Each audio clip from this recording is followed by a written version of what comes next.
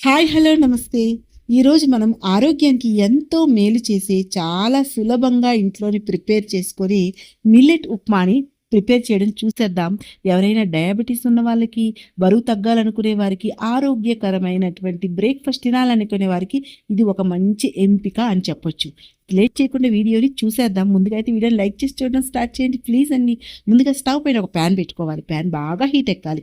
Heat ఎక్కాక దాంట్లో ఒక table spoon ఘీ వేసుకోండి. ఘీ వేసుకొని దాంట్లో పల్లీలుంటాయి కదా! శనగగుడ్లు వాటిని ఫ్రై చేసుకొని పక్కన తీసి పెట్టుకోండి. తర్వాత మీకు నచ్చిన మిల్లెట్స్ తీసుకోండి. తీసుకొని ఒక కప్పు తీసుకోవాలి.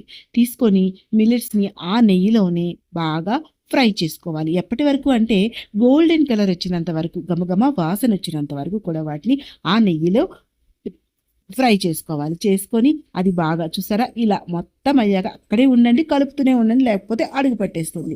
తర్వాత దాన్ని ఒక ప్లేట్‌లో తీసుకొని అదే ప్యాన్‌లో 1 టేబుల్ స్పూన్ ఆయిల్ వేసుకొని దాంట్లోకి కొంచెం జీలకర్ర, ఆవాలు వేసుకొని అవి చిటపటలాడనివ్వండి. అవి చిటపటలాడాక మీరు తినే కారాన్ని బట్టి పచ్చిమిరపకాయలు, ఉల్లిపాయ ముక్కలు కూడా వేసుకొని అవి కొంచెం వేగాక దాంట్లోకి క్యాప్సికమ్ ముక్కలు, అలాగే తరిగిన క్యారెట్ ఇవన్నీ హెల్త్‌కి మంచివన్నమాట. సో, అలాగే టమాటాలను కూడా సన్నగా తరిగి వేసుకోండి. ఇవి మరి బాగా ఫ్రై చేసేయకండి.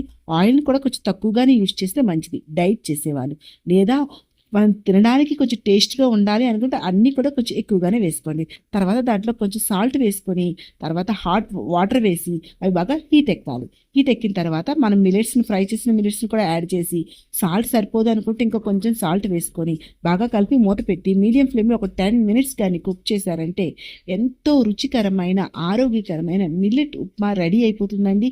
దీంట్లో మీరు డైట్ చేసే వాళ్ళైతే ఘీయే యూజ్ చేయండి. ఆయిల్ తక్కువ యూజ్ చేయండి. లేదు టేస్ట్‌గా తినాలి అనుకుంటే అన్నీ చక్కగా వేసుకోండి. తర్వాత లాస్ట్‌లో మనం ఫ్రై చేసుకున్నటువంటి పల్లీలున్నాయి కదా! వాటిని కూడా యాడ్ చేసుకొని తినండి. తినేటప్పుడు అవి నోటికి తగులుతుంటే అబ్బా! కమ్మగా ఉంటుందండి.